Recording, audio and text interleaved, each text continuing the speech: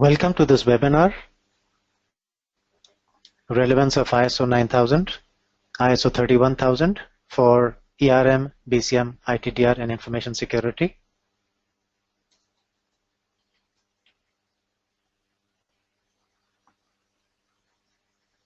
I hope the voice is clear. Just a quick check.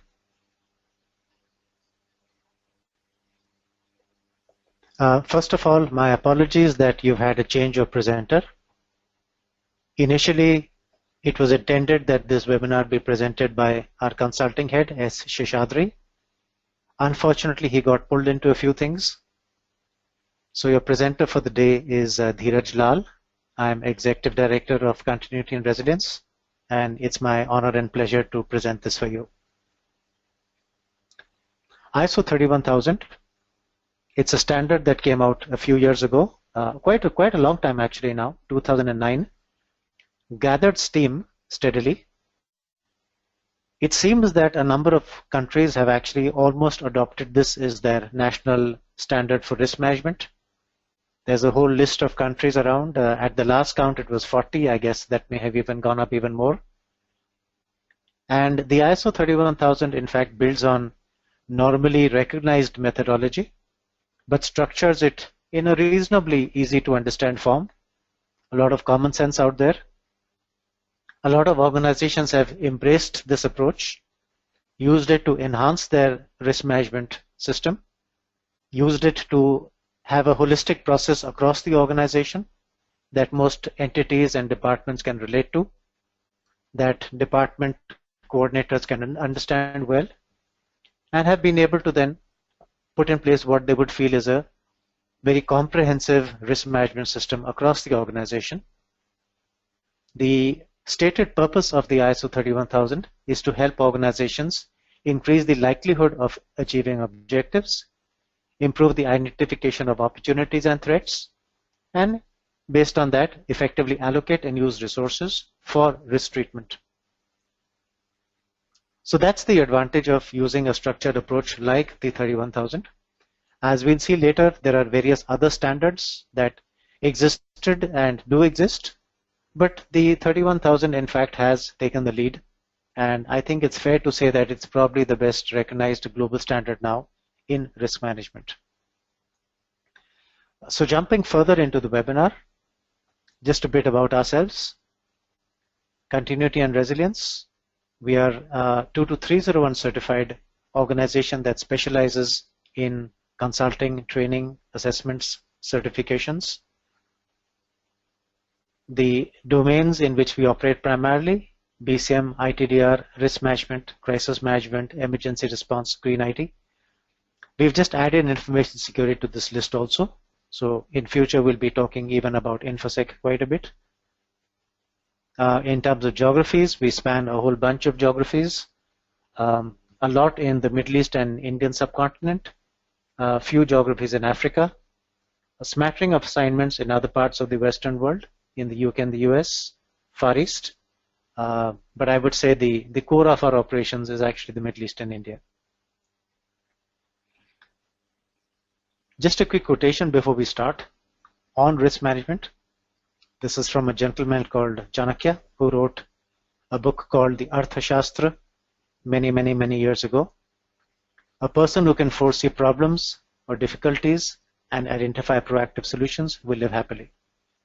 Simply put, a fair point. I hope everyone realizes that. It is common sense. It is something that I think we instinctively would relate to, but I'm not sure all of us practice it so regularly. Or all of us do it in a systematic, structured fashion, which is really what we like, or what we should have. I don't think what will work is a hit and miss approach to risk management. What is likely to work is a structured, consistent, targeted approach, and ideally an approach of continuous improvement, which is really what standards seek to implement and promote. So that's one reason why a standard helps put in place a lot of widely available good knowledge and structure it in a format where it's consistent, structured, and importantly promotes continuous improvement. Talking about risk management, let's first say what is risk. It's a term that we use widely. Often we use it interchangeably with other related words such as threats and vulnerabilities, mitigants, risk treatments. So what is a risk? Simple English language, there's a risk that it could rain today. It's a possibility. It's an uncertain event.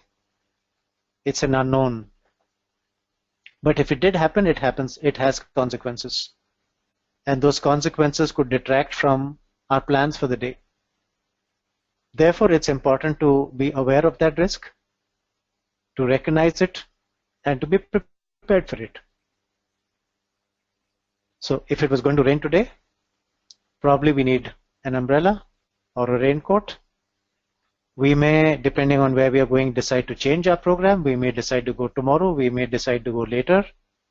We may decide to go now before it starts raining.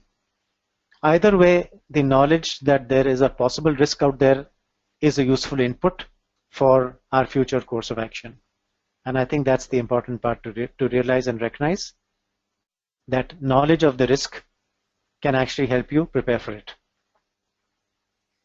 Another quotation on the same slide below: to get profit without risk, experience without danger, and reward without work is as impossible as it to live without being born. Slightly long and convoluted way of saying things, but either way, the point is valid. And importantly, it's good to recognize that not all risks are negative. In fact, risk can be used positively. Perhaps how we respond to risk can move us up in terms of strategic effectiveness, in terms of market positioning. And in fact, the opposite of risk is opportunity. Every risk typically creates an opportunity. What we do with that is up to us. So actually, while risk is the possibility of something happening, and with typically a negative connotation, risk can also be used to our advantage. So it's not all bad news. Some definitions of risk. These, in some ways, led to the current definition, which is effect of uncertainty on objectives. And there are various components of risk that have changed over time. Combination of the probability of occurrence of harm and the severity of that harm. Combination of probability of an event and its consequence. By combination, typically we would actually be seeing, normally it's done as a multiplier, A into B, one being likelihood, one being impact. Or you can even do different methods of analysis. Sometimes some organizations even add to that the possibility of detection. So it's not just the likelihood and impact, but of knowing that something may go wrong, that in fact increases your ability to handle it. Chance that something not happening will happen in impact on objectives, another definition. Events with a negative impact represent risk. Risk can prevent value creation or erode existing value. And on the flip side, if you take risk as an opportunity, you can even look to increase value due to the possibility of this risk happening. Maybe an example, insurance companies, maybe if there's a risk that something goes wrong, it's good for them. That's the nature of their business. A lot of people come in to buy insurance, so they can do great thanks to the risk. If the risk doesn't happen, it's even better because the chances of claims may be less, and therefore all that money is to the bottom line. If the event did happen, then perhaps it can go the other way. Lots of claims, much more than what they collected, ending up getting paid out. It could, but that's the nature of their business. But I think it's important to recognize that the flip side of risk is opportunity. And in some ways, that's the relevance also of this webinar, that by understanding the risk and by managing the risk proactively, by perhaps doing a much better professional job of that than perhaps other people expected or other people did, perhaps even we can increase our own market value and our own business model. It's important to recognize that. So just a quick cartoon. Risk comes from not knowing what you're doing. That's Warren Buffett. supposedly, by all accounts, extremely successful and savvy. And the fact that you know that there's a problem, well, we are in deep trouble. We have a problem, but we'd rather know that we have a problem and deal with it rather than be totally in our own world, oblivious, and then have perhaps a much bigger issue. So much better this way. Well, what do we do with risk? One option is we do nothing. But yes, a ship in harbor is safe. If it's dangerous to go outside, don't go. But that's not what ships are built for. Ships are built out to go and sail, to do the work that needs to be done. And therefore, the smart thing which organizations would do is channelize risk to their advantage, use risk positively, make the most out of it. Some myths about risk management. These are things that people sometimes do say. Not much of this is true, but anyhow, it's a point of view. We can only do so much. Then what happens, happens. Not really. That's not really a fair point. There's a lot that we can do. Don't be concerned with ERM. There's nothing in that applies to non-financial businesses.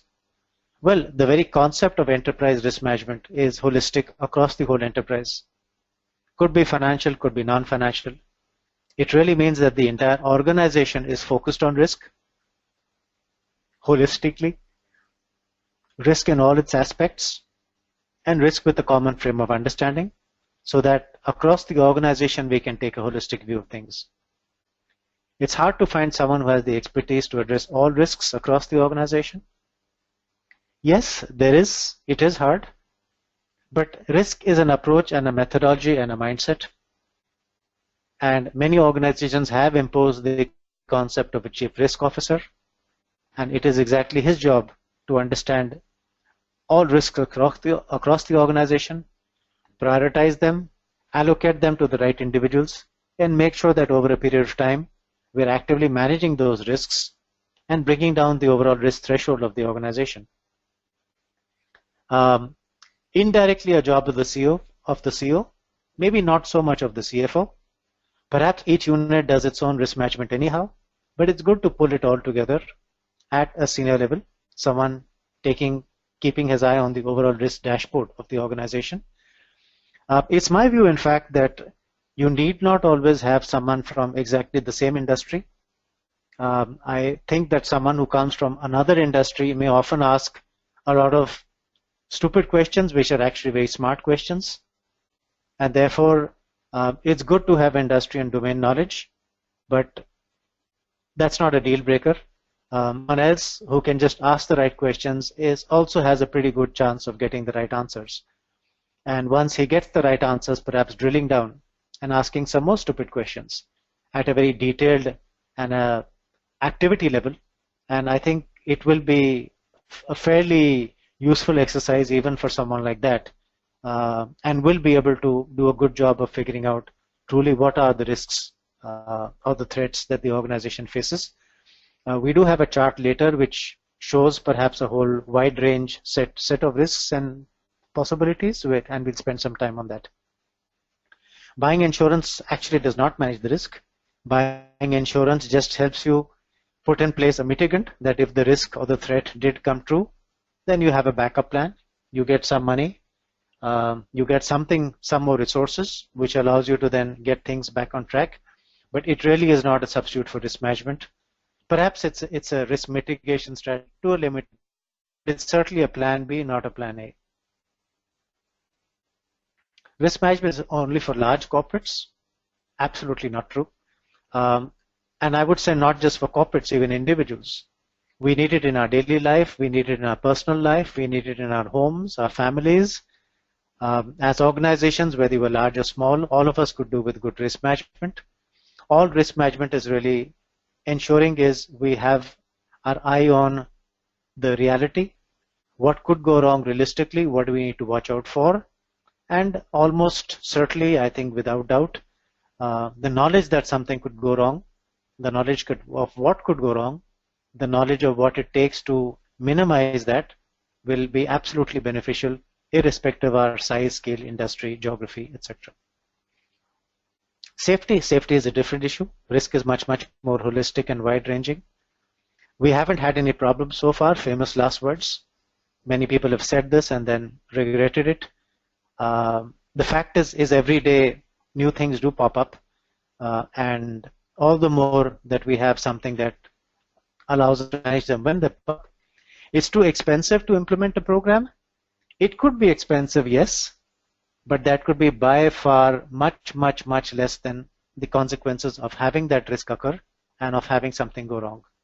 So in terms of the overall value for money, return on time, return on investment, almost certainly risk management will give you a huge return. And I think the important part to realize is that there could be some low-hanging fruits which are very easy to access. Quickly just put them in place and you've actually protected yourself or enhanced your readiness at almost a minuscule cost. So still good to have that risk management in place, and how far you take it is really your call.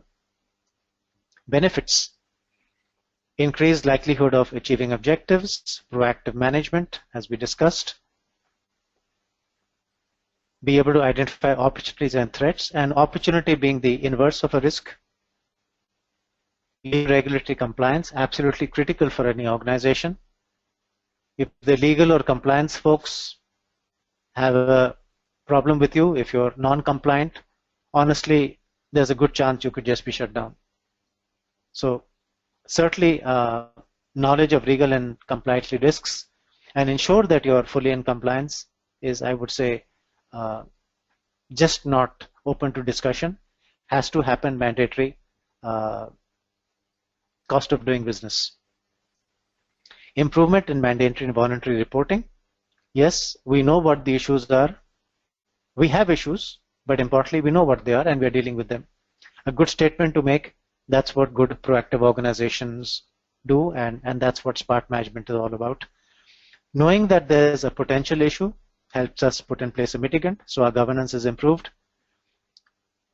The fact that we have our act together, we know what's happening, we're doing things about it, things are working, people can see the progress. Good for the confidence of interested parties, helps build trust, comfort in what we're doing. Decision making and planning is improved and helps effective resource allocation. So we can deploy resources where they're most needed in order to manage the most critical and threatening risks, so to speak.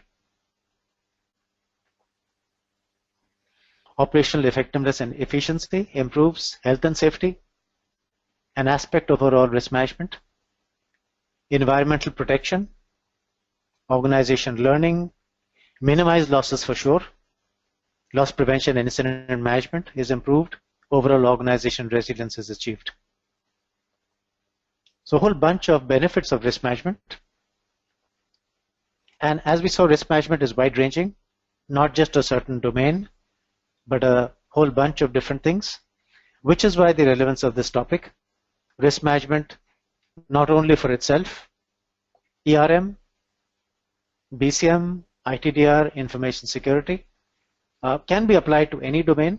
The logic, the way of looking at things is similar, the approach is similar, and importantly, the umbrella on the left out here makes a very clear statement that people understand that the time to buy an umbrella is before it rains, not after.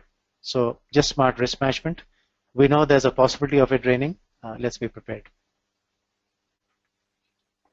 The ISO, increasingly all new ISO standards, in fact, and if I quote very specifically 27001, 223001, and others, even QMS already, I think, all make a statement that risk management should be done in line with the ISO 31000. That's why it's good to understand the ISO 31000, and it's also good, therefore, to understand why the standards state that risk management should be done in line with 31000 principles. So we'll cover in this webinar some of those approaches, some of those reasons. We'll cover the 3 pillars of ISO 31000. Most of these standards demand effective management of communication with interested relevant parties, and legal and regulatory we covered earlier. Absolutely critical, mandatory, and therefore using a standard approach like the 31000 also ensures that when we do risk management in different domains, again we are using a similar framework. It talks to each other, no need for rework. 31000 has some other variants. They're different it's been adopted in different manners. So the 9000 new latest version also mentions risk management. Other standards 14,000, 18, 20,000, 22, 27, and many more are being added to these whole families. There are many other standards coming out under the overall umbrella. Speaking specifically about the ISO 31000, these are examples of other standards in the family. 31009, which is the mother standard, so to speak, principles and guidelines. 31010, risk assessment techniques. 31004, guidance for implementation of risk management. Being a guidance document, much larger, much more detailed, more information.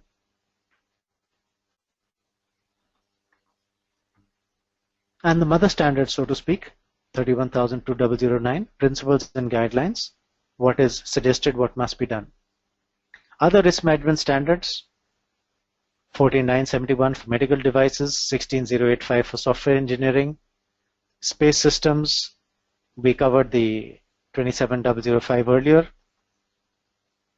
Australia-New Zealand standard is supposedly the one on which the ISO 31000 was modeled. So possibly the first international standard on risk management, but now been replaced by the 31000 as the most accepted global standard. Being an ISO standard, now there are no geographical concerns or parochial affiliations anymore. If it's a certain geography that promotes it, Australia, New Zealand, the UK, sometimes people may have a view on that and not want to follow what another country has done, but once it's an ISO standard, it's now global, universally accepted. And as we saw, at least 40 plus countries seem to have adopted the 31000, almost the national way of doing things from a risk management, assessment, analysis, implementation, treatment perspective. And also one more standard out here on this list, the COSO standard, integrated network from the Committee of Sponsoring Organizations, COSO, and also the NIST for Information Technology Systems specifically. So let's go straight to the 31000. Importantly, not meant for certification.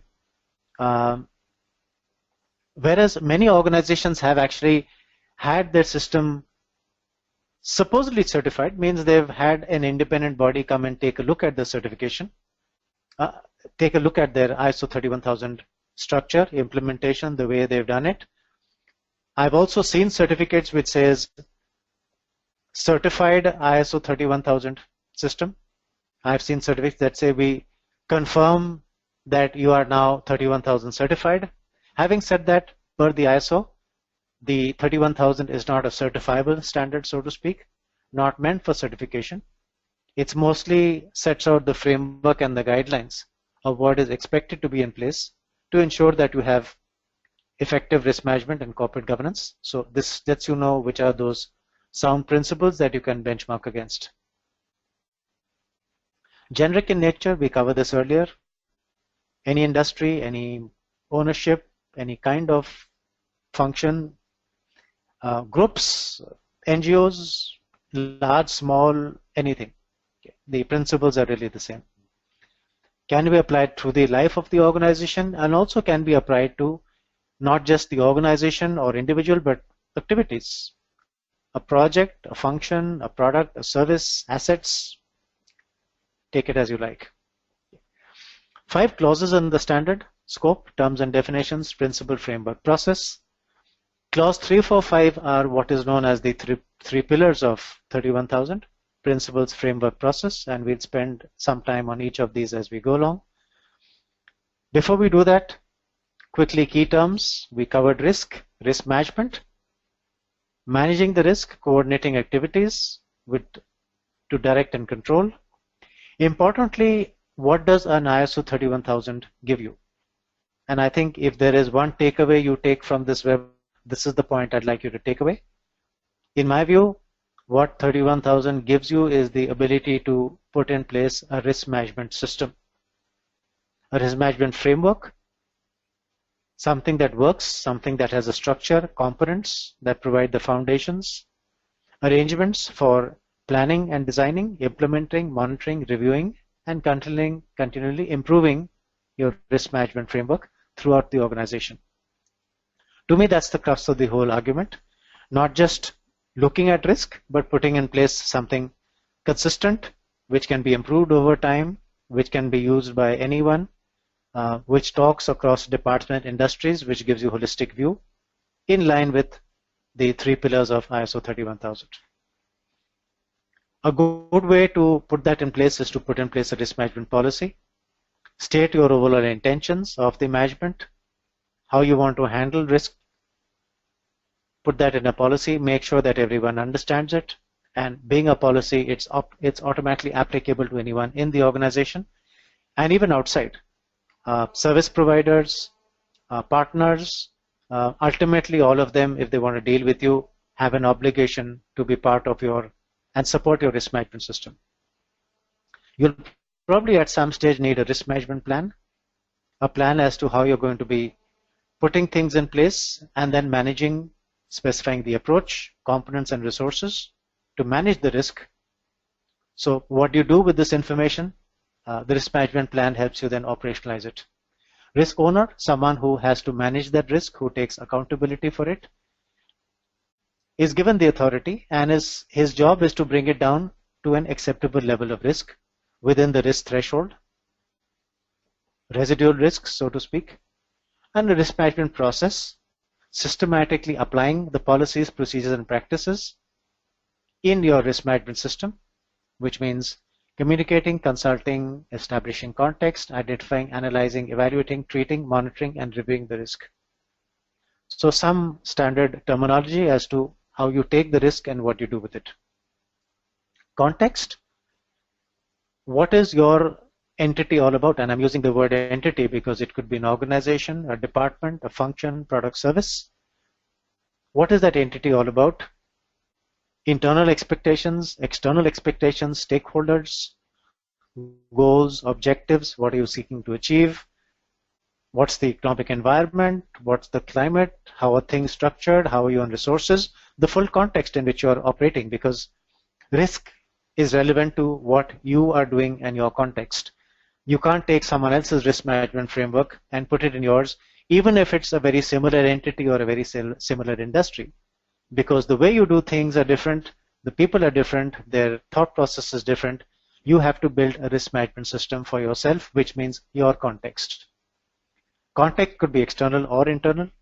External, coming from outside. Internal, internal drivers, internal expectations. Stakeholders, anyone who has a vested interest in what you do, could be positive, could be negative. Risk assessment, the overall process of identification, analysis, and risk evaluation. And risk assessment ultimately is what we are seeking to do through the 31,000. To that, I'm going to add one more aspect, which is risk treatment. So once you've understood it, that the whole master set, which is the identification, done the analysis, evaluation means prioritized. What's more important? What next important? The next process is figuring out what you want to do with it, which is the risk treatment. Risk source, something that gives rise to the cause, to the risk, which is sort of the cause, so to speak. And often, if you manage the risk source, then automatically you're managing the risk. Likelihood, something could happen. Criteria, what's good, what's not good, what's high, what's low, what's acceptable, what's unacceptable. You will need to define those for yourself so you're clear. And level of risk, magnitude, combination, what are we talking about, how much.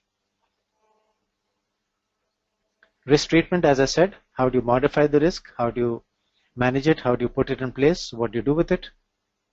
Control, that's often what you put in place to modify the risk, often usually to decrease it. So to give an example, a control, if the risk is fire, a control is a fire extinguisher or a heat sensor. These are all ways to manage and modify the risk. And residual risk, even after you put in place your control, even after you've tested, you're sure things are working, you're still left with some theoretical possibility. Maybe it's very, very, very, very, very low, but there's always some amount of residual risk. So we need to recognize that. This is the other important diagram to keep in mind. The three pillars of ISO 31000: principles, framework, process. Principles: how does risk work? How do you put in place a risk management approach? You assume it creates value, that's why you're doing it. It should be an integral part of the organization processes, inbuilt, woven inside. Any discussion should also cover risk, amongst other discussions like return and opportunities and financials and logistics. Risk and possibility of something going wrong should also always be considered. Explicitly address the uncertainty. Yes, it's possible, not possible, what do we do about that?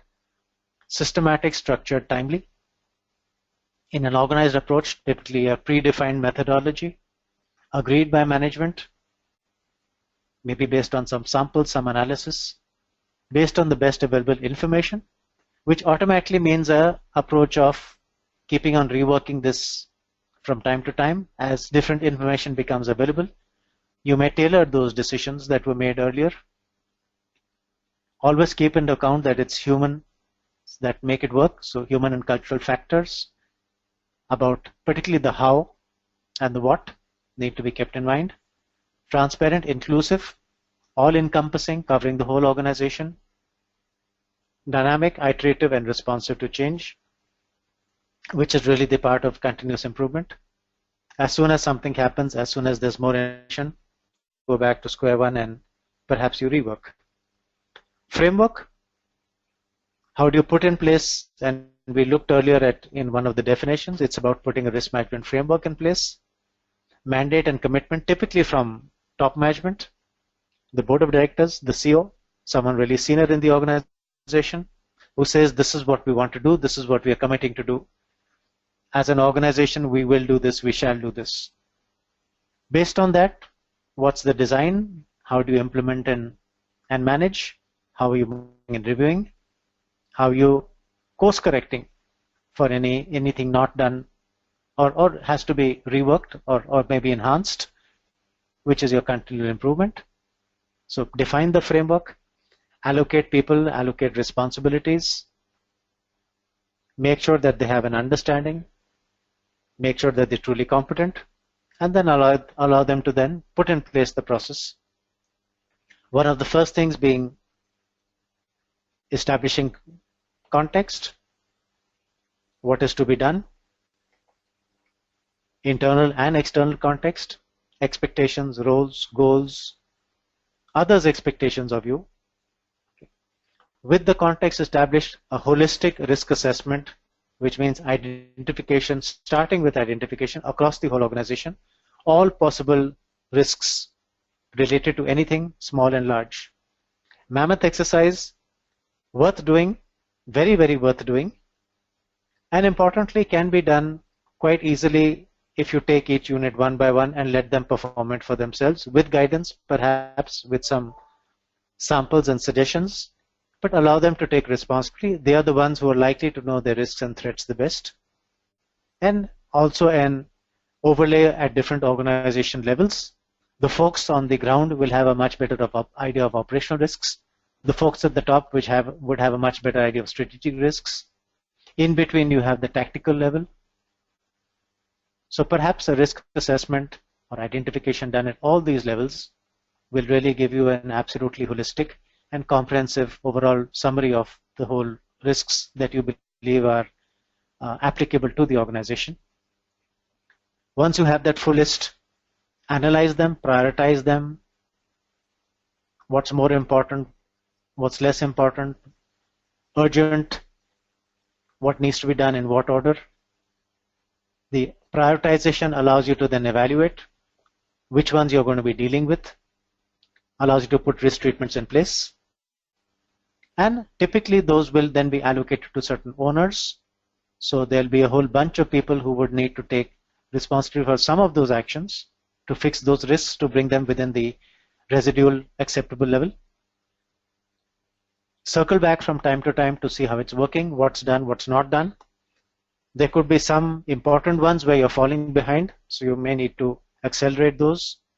There can be some where you're over controlling, and therefore the cost and the effort is really not worth it in terms of the possible risk or the value or the magnitude of that risk. You may want to decrease those controls. Save time, save effort, save time, save effort, save some resources. So it's an ongoing process of improvement and looking at this again and again. Let's look at the three pillars one by one. Principles, we did cover this earlier, so I'm not going to spend time on it. Framework, again, we've talked through this mostly. Let's really look at the whole master, I would say, a much more wider enterprise view of risk. And there are some here which I think you may not have thought about, so let's talk about those. Okay. If you're a financial institution, yes, capital structure, account reporting, liquidity, credit, tax, market issues. Operationally, hazards, yes, for sure, physical assets. Supply chain risks is something which often don't get covered and in many organizations actually create a huge issue, particularly if you're a manufacturing entity or a service provider and there are timelines to be met and there are expectations of your stakeholders. Compliance, yes, we've spoken about that many times during this webinar, but perhaps even other things, for example, employee harassment, sexual harassment. Okay, these are all things that are not there typically on the radar, but could also create some sort of discontinuity, some sort of outage, some sort of chaos. Okay. Communications, investor relations, governance, a whole bunch of things to really look at. Sources of risk, where does that risk come from? And ideally each one of these would need to be looked at. What if this happened? What if this happened? Weather, for example, ethics. We have seen in the press things about scandals, bribery, lack of transparency of information. All of them can create new sources of risk. All of those risks can actually derail you from your objectives, and therefore all of those should be thought through in advance and managed.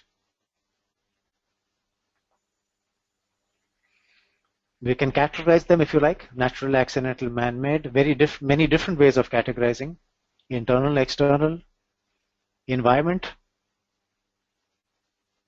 key drivers and trends, relationships, perceptions. All of these come into context. Internal context, what's happening inside the organization, roles, responsibilities, strategies, objectives, which is why your risk management system will always be different from anyone else, because your external or your internal context is different. Why does the ISO 31000, why is it recommended to do a risk assessment for various domains? In BCM, we are looking to understand what could go wrong. So we look at the risks in our prioritized activities, the urgent activities that have to be resumed earlier. How do we do that? Ideally, a same approach. Master list of what could create those threats or those disruptions.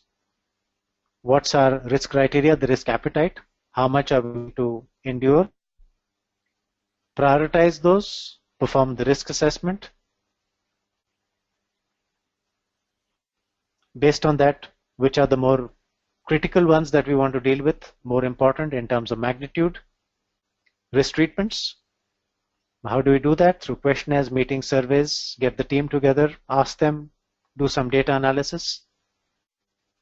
Based on that, be able to then know what are the controls we want to put in place. Many of them may require an investment, so is that investment worth it compared to the magnitude of the potential risk or the consequence? So that's one way to use the ISO 31000 in business country. We can also use it for strategies, IT, people, work area recovery, information, facilities, supplies, interested parties. Again, a similar approach of getting the master list, the universe, all possible issues, and a great way, in my view, to get together a whole bunch of fairly comprehensive listing of possibilities is, in my view, by brainstorming. Just get a whole bunch of relevant people in the room. Each one feeds on another one's idea. You go that, what if this happened, what if this happened, what about this? In my experience, an absolutely fascinating way of getting many possibilities, and the golden rule in brainstorming is there's no such thing as a bad idea. So anything and everything should be embraced when it's spoken, and later you get enough time to then remove those that you feel are not relevant. So second approach of 31,000 in strategies for business continuity. ITDR, again, we are talking technology out here. User environment, administration, application, middleware, infrastructure, operating system, hardware, physical environment. All of these could have risks and threats associated with them. All of them have a possibility of things going wrong. Okay. All of them need to be managed. In all cases, controls could be put in place. Some are much likely to be much more major. Some can be much more minor. So we'll need to do that prioritization, put in place the controls, exactly the same approach as what the 31,000 mentions. Now that was the operational level, but even in planning, management controls, technical controls, scope, what can create problems, similar approach of getting the master list together and then working your way through it. Information security, again in Infosec we talk about CIA, confidentiality, integrity, availability. The availability part somewhat maybe gets taken care by business continuity, because again we are looking there at availability of resources. But certainly confidentiality and integrity of information, very critical for any sort of analysis. And even if you look at risk assessment or the 31,000, what happens if we had wrong data based on which we are taking decisions of risks and threats and prioritization? Obviously, if our data is wrong, almost certainly our results will be wrong. So information security again is an input also into the risk management process to be sure that we are taking those decisions with correct information. And when you talk about an ISMS itself, our information security management system and the risks and threats associated with that, again we want to be absolutely sure that all aspects are taken care of. Human risk, information assets, access, data, physical environment, operations, communication systems, suppliers, compliance, people, many issues out here. So I think across the organization, the challenge that has always been is that each entity has done its risk assessment itself based on their own understanding, in some cases great, in some cases maybe deficient. And then another unit comes and does the same thing, sometimes duplicating perhaps, maybe in a different manner, using a different methodology. And so we end up having these whole bunch of different risk assessment studies which really don't talk to each other, where they're highly duplicated. And that's one reason why the ISO standards have now started specifying that the risk assessment be done in line with the 31,000, so that they're hoping that there is a consistent approach, consistent way of doing things, and therefore even the risk assessment done by one unit can be actually leveraged by another. It's a language they can understand. It's the same methodology that they also follow. Therefore, reduce duplication, be able to use existing information, and in fact expand it.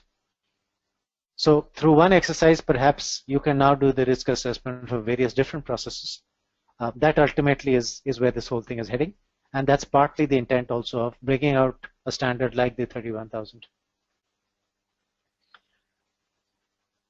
Importantly, yes, let's say you have risk management in place, but what do you do with that? Okay. Stay where you are forever or try to keep improving? So an example of a risk maturity model, I believe this is developed by Deloitte. I certainly found it on the Deloitte site. So how can you keep increasing your risk level, finally getting to a stage of what here has been called risk intelligent, smart risk management? Proactive risk management that aids you in decision making, risk management based on which you're taking a call as to what to do, as to what not to do. Or sometimes the call is how to do it better, how to do it smarter, how to do it faster. First level, chaotic. Level 1, tribal and heroic in the red. Ad hoc, chaotic, depends primarily on individuals, heroic's capabilities and verbal wisdom. Great people doing their best in an unstructured individual manner. Next level starts getting more specialist silos. But then not all people take it in a positive view, unfortunately. Sometimes there's a negative reaction. Oh, these guys think they're too smart. They're too big for their boots. We're not going to cooperate with them.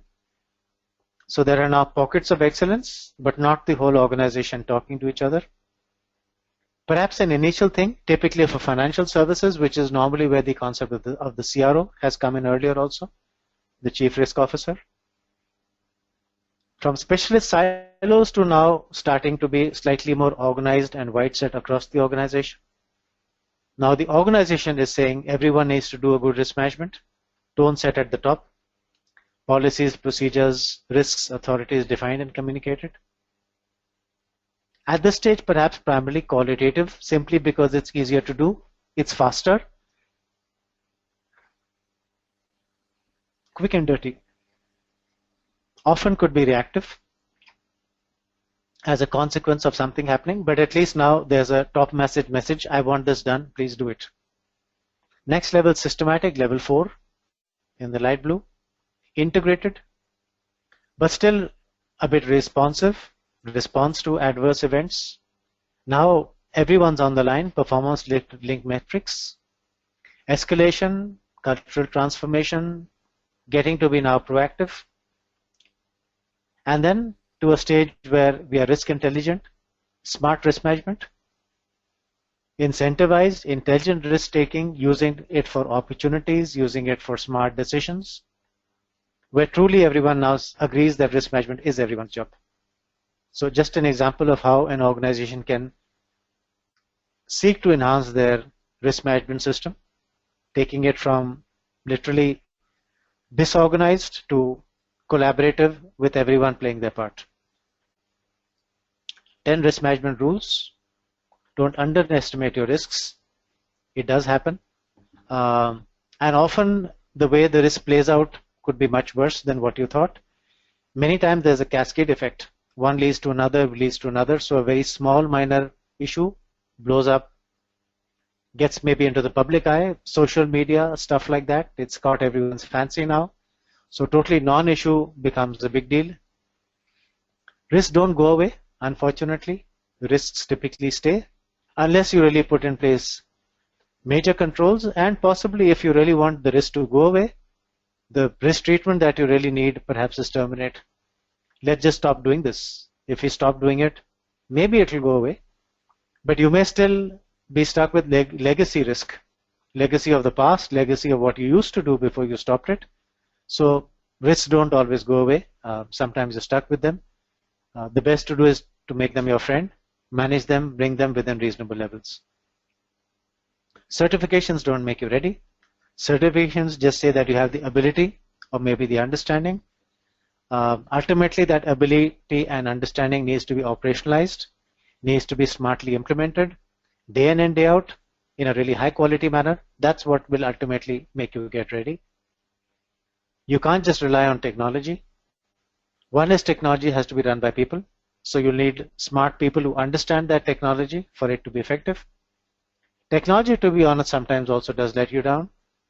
Enough cases and more where everything was right. But once we started relying on technology, we started getting it wrong, or we lost the habit, we lost the comfort, we lost the expertise, we lost the understanding. Now it's the machine ruling us rather than the other way around. So you can't just always rely on technology. Professional burnout, there's only so much you can do. It's important to know when you can say enough, we've done enough, no more needs to be done. Look after your data, which is truly, truly, truly very precious, possibly one of your most important competencies, or I would say competitive edge. Keep it safe, keep it secure, and ensure that it doesn't fall into the wrong hands, particularly competition. That's what keeping this data will give you, or using this data will give you a strategic edge. Risk management versus incident management. Risk management more proactive, what could go wrong. Incident management sometimes managing it once it goes wrong. Both are important, but if you had great risk management, we hope you may not need much of incident management. Managing risk from top down, important. It's holistic, it covers everything, nothing gets left out. Okay. You may implement them sometimes bottoms up, but the design almost always is top down, just to make sure that you've covered everything. Don't reveal your internal documents. They are your possession, they are your internal, the IP essentially. So let that not be known across in a different entity, particularly competition, and also the same organization. Often some purely no information. Not everyone needs to know it. No point giving it to everyone. Only tell them what is relevant for them. Statistics can mislead. Statistics may say 8 out of 10 people said this. 8 out of 10 people used this. This solution worked in 9 out of 10 cases. But what about the 10th case? Okay. And these statistics are averages. There's nothing saying that real life will play out in exactly the same way.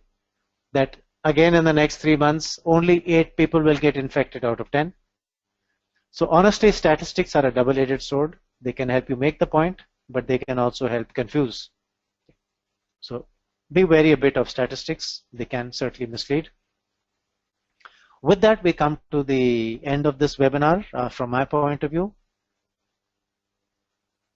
We have about 5 minutes left per my understanding. In case there are questions, feel free to send them through, ideally via chat mode. I think all of you will have that ability on your screens. But I do hope, as I said, if I recap, one thing that I do want you to take away from this webinar is the fact that as an organization, the best thing is for you to put in place a comprehensive risk management system, which means there is a consistent approach across the organization, which is management approved and understood. People appreciate that approach, people understand that approach, people are able to take that approach and follow it. There are department champions who are able to, across their unit, be comfortable that all risks and threats have been identified. Once they're identified, being analyzed, prioritized, separate which are the important ones that you need to be concerned with vis-a-vis others that you can afford to not spend too much time on. Take the important ones and then be able to put in place treatments, controls, risk mitigation, and bring that risk down to a manageable level, theoretical. Right now, okay, so I'll just take a moment. I've just received one question on how can I take the training, so I'll just address that. I'll just quickly complete this. So one is to make sure that you have a comprehensive risk management system in place, risk policy, way of doing risk, taking it down to mitigation and treatments, and then going back to the same model to see now is the risk within your appetite level, within the acceptable criteria. And the second takeaway being the 3 pillars of ISO 31000, principles, process, framework. I would say these to me are the really 2 important takeaways I would like you to remember from this session and be able to operationalize. And if you can follow the process of the 3 pillars, particularly the process of identification, analysis, etc., you then have what it takes for you to build the risk management framework in your organization and ensure that each unit understands it. Okay. 2 questions here. One is regarding training. So yes, we first of all run a training in ISO 31000. We do it in most of the geographies in which we operate. We can send out that training calendar. It's available on our web actually, but specifically for risk management, we can send you something. If you can perhaps just email us your details, and my email ID is on the next slide. I'd send that to you. And the other is just to let you know that there is a conference in Dubai that we're holding April 20th and 21st. We are also covering risk management in this conference. In fact, there's a specific presentation on ERM and business continuity by the Malaysia Deposit Insurance Corporation, a gentleman called Afiz Abdul Razak. He'll be presenting on risk management. So that covers the training. A copy of this presentation will be available to you, so certainly you can use it, please do. If you use any of the slides, please keep our copyright on it, but by all means, if you can get value out of this, please do so. No, there's another question, certificate of attendance of this webinar. Not really. Not something that is inbuilt into the process. I think the very fact that you've registered and you would have got a registration confirmation, perhaps you can treat that as your evidence that you attended. With that, I have 1 minute to go, so I'm okay to take any more questions, and in the meantime, I'll just flick to the next slide so you can see my contact details, and if you did need something, ideally write to the info ID, copy me. The info ID will provide you a quicker response. I tend to travel or I tend to be involved in assignments, so my ability to respond fast is sometimes impaired. Often it could be a few days, full day on an assignment and very limited time to catch up on email or replies. Another question, is risk assessment a legal requirement? That's a fantastic question. Thank you so much. A question I've never been asked before. I would say no, risk assessment is not a legal requirement, but there are requirements, and if those legal requirements are not met, then you have a huge issue. So therefore, meeting a legal requirement is mandatory, without which you can be shut down, legal or compliance. And risk management is a very smart way to make sure that all those aspects have been covered, which may prevent you from meeting those legal or compliance requirements, or which may actually be non-compliant. So please have a good risk assessment system to ensure that you're fully in line with legal and compliance requirements. With that, actually, we've touched the time for closure of this webinar. Thank you so much. If there are more questions, just email them through. Thanks for attending. I hope you get value out of this. Do let us know if we can help in any way. Goodbye and God bless.